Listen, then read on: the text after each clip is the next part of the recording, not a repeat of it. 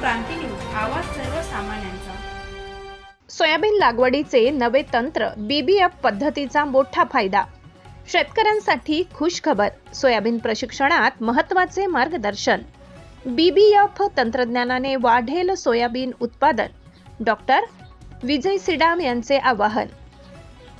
खरीप हंगामासाठी सोयाबीन लागवड तंत्रज्ञान प्रशिक्षण संपन्न बीबीएफ यंत्राचा वापर करण्याचे डॉक्टर विजय सीडाम यांचे आवाहन। खरीप हंगामाच्या पार्श्वभूमीवर चिमूर तालुक्यातील काग येथे राष्ट्रीय अन्न सुरक्षा अभियान अटारी पुणे अंतर्गत सोयाबीन लागवड तंत्रज्ञान व शेतकरी प्रशिक्षण या एकदिवसीय कार्यक्रमाचे यशस्वी आयोजन करण्यात आले। यावेळी कृषी विज्ञान केंद्र सिंदेवाही येथील कृषी विस्तार विषय तज्ञ डॉक्टर विजय एन सीडाम यांनी शेतकऱ्यांना आधुनिक सोयाबीन लागवडीचे तंत्रज्ञान सविस्तर सांगितले।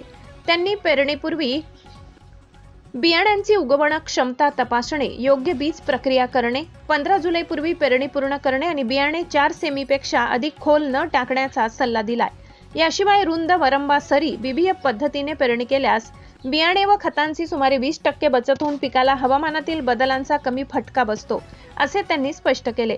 अधिक उत्पादन आणि नफा मिळविण्यासाठी सोयाबीन तूर, सोयाबीन ज्वारी तूर तसेच सोयाबीन कपाशी या आंतरपीक पद्धतीचा अवलंब करण्याचे आवाहनही त्यांनी केले।